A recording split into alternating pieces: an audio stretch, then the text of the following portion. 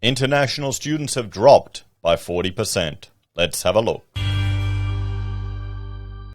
Hello everyone, Florian.Heise here, and welcome to another episode of HeiseSays. Grab your stein of coffee because, well, international students have dropped by 40%. Now, they're a big part of the education sector and property investment sector here in Australia. Now, before we go through this article, let's just have a look at this older article from the ABC about Australian university income in 2018 and how much the international student fees played into the universities, how much they're dependent on it. Now, I didn't quite understand. I didn't realize how much our universities were dependent on this income stream and while I was at university.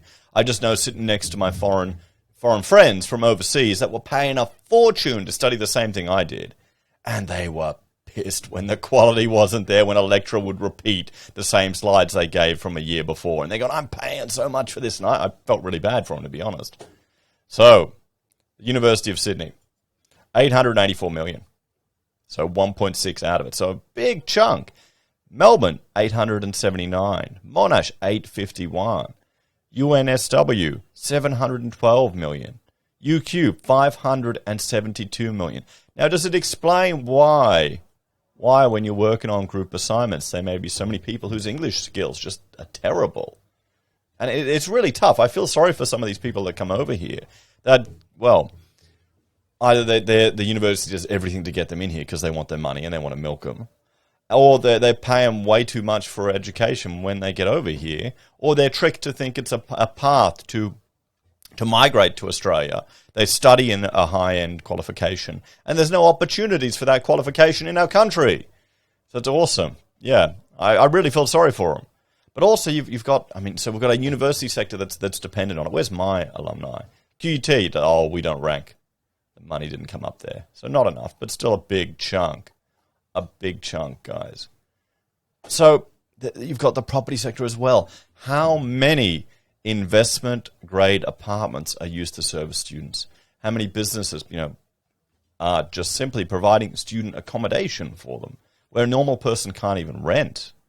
So that's the reason. I remember we were looking at articles where universities were having to fire staff, cut courses, and the lecturers were complaining that, well, the conditions are actually pretty crappy in university. If you're not a proper professor, a tenured professor, if you're like a tutor and you just come in, there's no job security.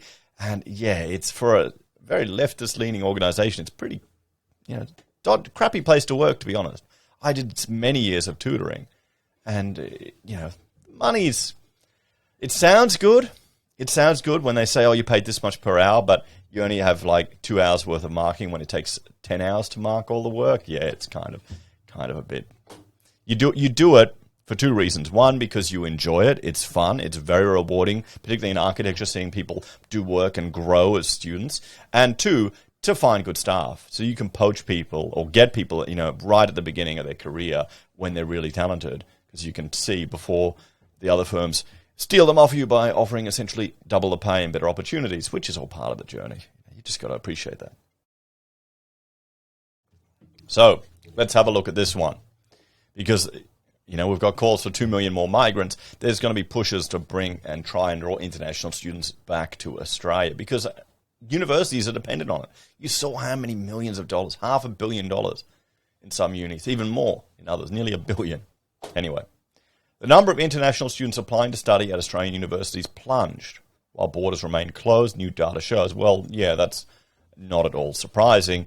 It's if it opens back up. Once the borders are open, once we return to even some semblance of normal life, if they'll start flooding back.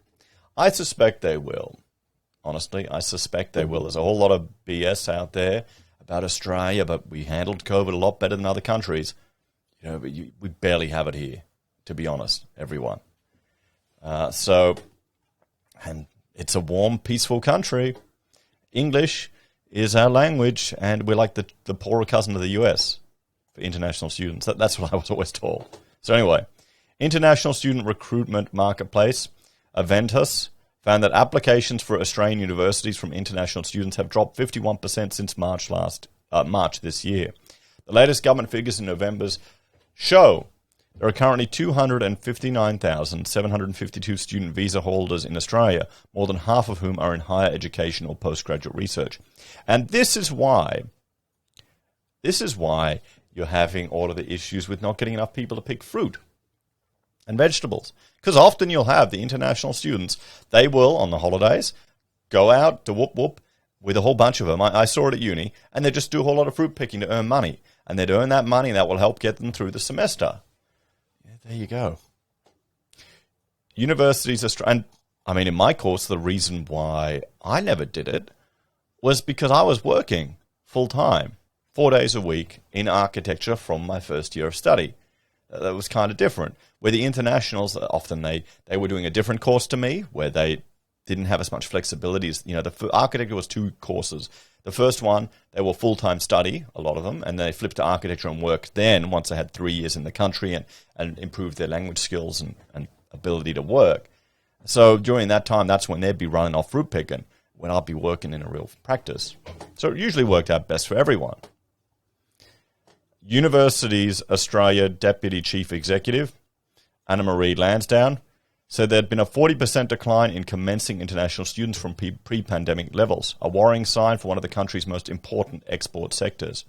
The closure of international borders during the COVID-19 pandemic has obviously had an impact on the willingness of international students to enroll at an Australian university. Well, of course it is. I mean, how is that? When you close the borders, you're not going to risk going over there. Or are you going to enroll to distance ed? Nonetheless, the fundamental attractiveness of an Australian education has not changed. That's true.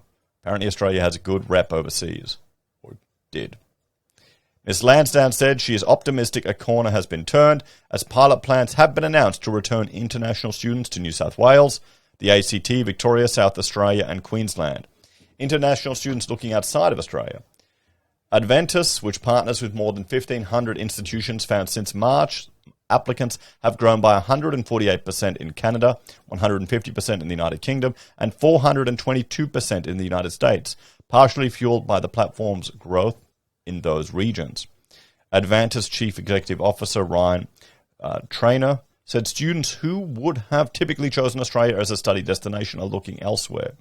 This may have a long-term impact on the country, as we have lost nearly 2 years of students, and flow-on effects may have long-term implications if the government does not create a united, every-state message to the students worldwide, he told the AAP. So, I mean, there we go. Well, let's have a talk about this one. I will be completely and utterly shocked if the government doesn't do everything they can next year to get international students back to Australia. I would be shocked. The university sector has significant lobbying power. The property sector, which is very closely watching this, which is in many ways dependent on this, has a lot of lobbying power. Even all of the farmers now that have to put up with minimum wages for their fruit pickers, they'll be lobbying for this as well, guys.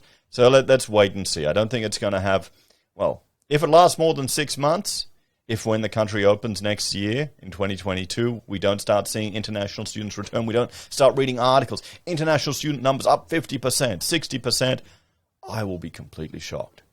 What do you reckon, guys? Anyway, check out this previous video I did about international students and the property sector, the impact it has. It's very closely tied to it, everyone. So that's why they're going to do everything they can to bring them back. Anyway, take care. I'll see you all next time. Bye for now.